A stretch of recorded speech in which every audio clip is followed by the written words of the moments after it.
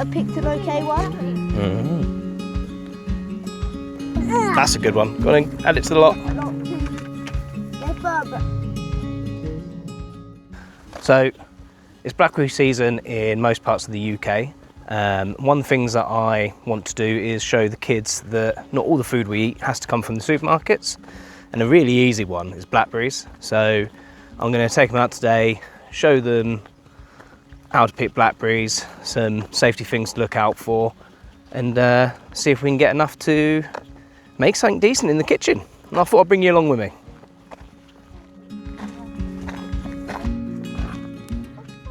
Blackberries are fairly easy to identify once you know what you're looking for. They grow on brambles, long arching stems that are usually covered in sharp prickles with clusters of toothed green leaves.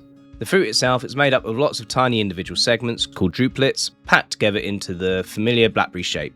As they ripen, they change from green through red and eventually to a deep purple black. One useful feature is that when you pick a blackberry, the soft central core stays inside the fruit, and once you know the plant and that distinctive clustered fruit, they're pretty difficult to mistake. But as with any foraging, if you're not completely sure what you found, leave it alone. But just because a blackberry has turned black doesn't necessarily mean it's ready to pick yet. Go on, Shorty. So green berries are immature, red ones are not quite ready yet. Black and dark purple ones could potentially be ripe. The way you know is that they should just loosely come away and they should be nice and soft. This is quite a small one. It's obviously not as large as ones that you buy in the shop. But if it's still on and it's hard, like this one, and it won't come off, then that one's not ready. What do you think, kids? You found some ones that are ready? Yeah. We ate the ones that we picked that already. Is that one ready? Some for the jar. Okay. Oh. This bush in the exact same area has got green, red, and black. Good to pick berries.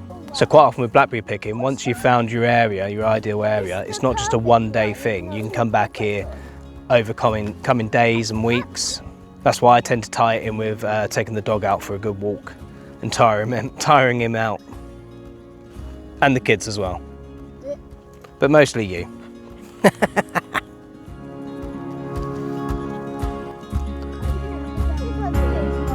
Hello, stupid dog. What are you doing?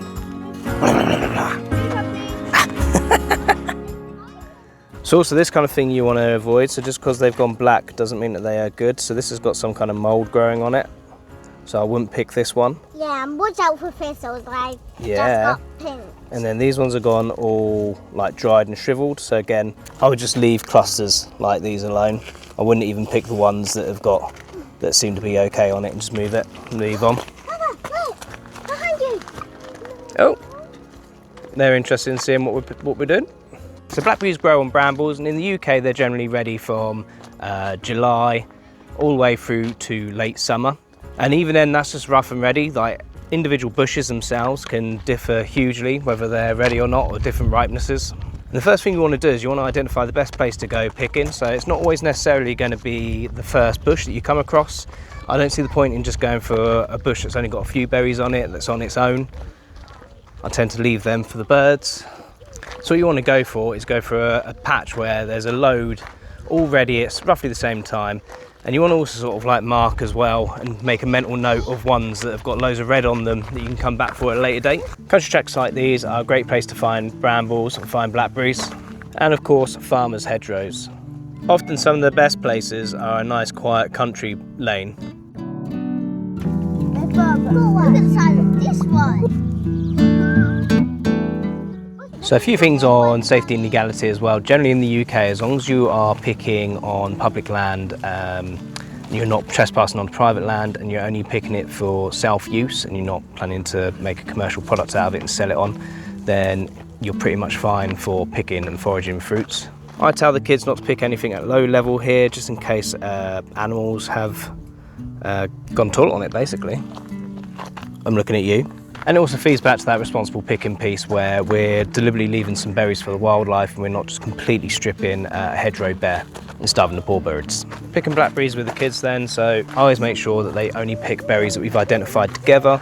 And I try to tell them not to eat anything until we get home and wash it, but I see the occasional one literally as I'm talking, stuffing their face with blackberries.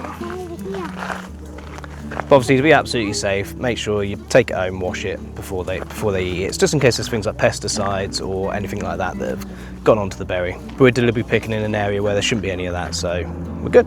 I'd also avoid picking berries from along really busy roads. There's plenty of other places that you can go to pick berries. It's not worth it, the exhaust fumes on them, and also the risk of potentially getting struck by a car.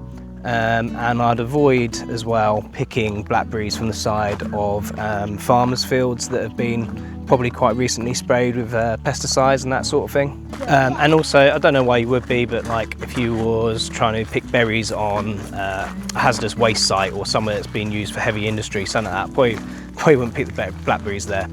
Chernobyl's probably off limits.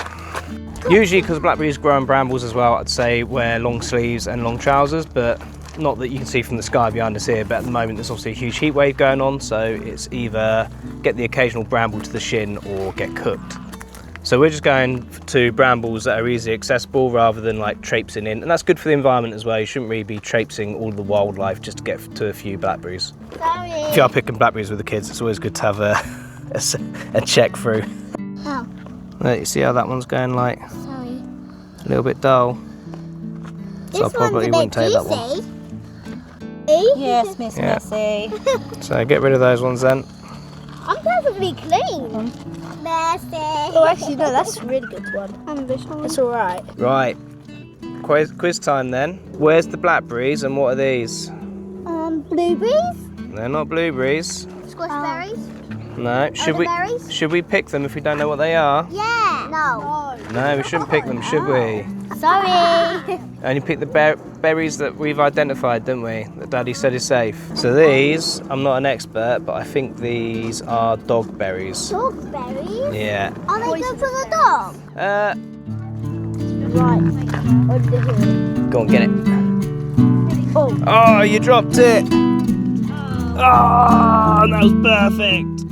Another thing I hear people say quite often as well is make sure you leave stuff for the wildlife, which we always kind of just manage that by we're never getting up there. So we take a few tubs, we move on, and yeah, should be plenty for the wildlife. So we're picking along this hedgerow that goes all the way along here and along the riverfront. That means we can pick from multiple different bushes without stripping a whole bush, leaving plenty for other foragers or for the wildlife. Don't trample all over the brambles and the local wildlife, and only pick what you need. There's Bob. Got one. What have you got there then, bud? Oh, Mummy had it. Oh, yeah. Oh, nice. Do you think they're big enough or do you think they're little ones? Let's have a look. Let me have a look. I just have this. Are they hard? I know I've just said potentially don't pick berries that are near a farmer's field where they could be sprayed with insecticides, and then I've said that they're quite commonly found in hedgerows, but obviously not all farmers' fields are crop growing. Some are just for grazing. And if you look at this field behind us here, this unfortunately, I think the farmers probably planned to sell it on for property development. A lot of the fields around here recently, they've not been worked on this year, and there's now houses popping up. So I think it's safe to say that the hedgerow here is not going to have been sprayed with anything.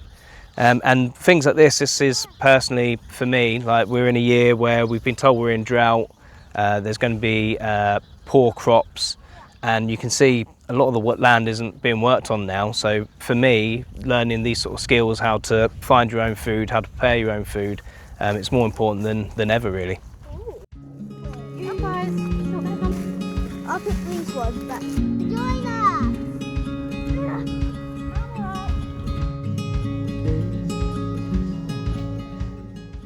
So that's our haul back home then. Just those 3 tubs and a family walk gave us over a kilo, 1.1 kilos to be exact, of blackberries. Now I had a quick look on, I think I took the prices from Tesco's website of stores available, and that weight of blackberries from the shop would have been £15.84, which is a considerable amount of money for some fruit. Now, when you do get the fruit back home, what you are going to want to do is you're going to at least want to rinse it and wash it. So get a colander out, chuck the blackberries in there and rinse under a tap.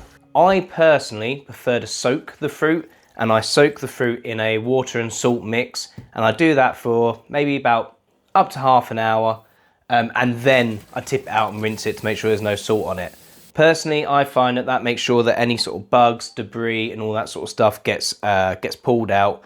But I know it is borderline an old wives' tale, whether you need to soak it or not, but you definitely have to rinse it and give it a wash.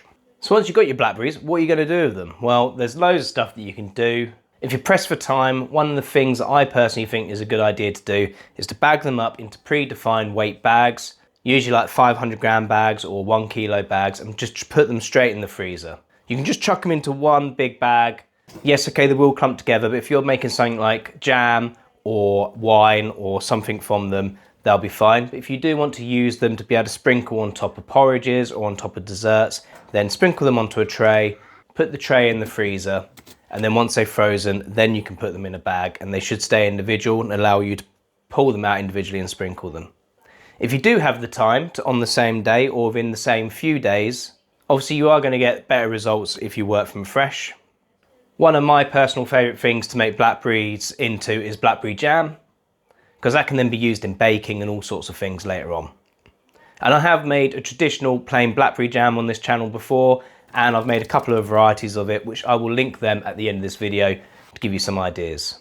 I finally bullied my wife into starting a YouTube channel, and one of the first videos that she's going to be making, funny enough, is a blackberry cake that she's made this week. So I will link her channel in the pinned comment and at the end of this video as well, so you can go over there and see her making this cake when she finally gets around to putting the video up. Wine making is brilliant as well. Blackberry wine is absolutely beautiful. You can make fruit levers, you can make juices, you can make all sorts of things. One thing that I'm going to do today is I'm going to make a blackberry syrup, which is fantastic for pouring into things like porridges, yogurt, which we're having quite a lot at the minute, or all over pancakes. And it's extremely quick to make. This recipe is ridiculously easy. First, weigh out all your ingredients. We're going to need 200 grams of sugar. Plain granulated sugar is fine for this. 450 grams of our freshly picked blackberries. I'm going to blitz mine to make the syrup even smoother, but you can just chuck them in the pan as they are.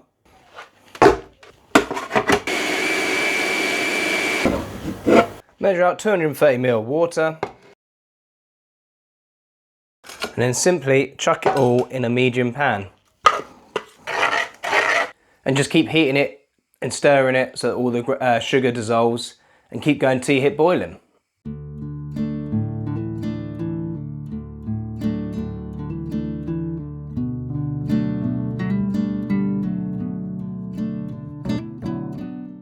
Store it in the fridge and use it in 2 weeks.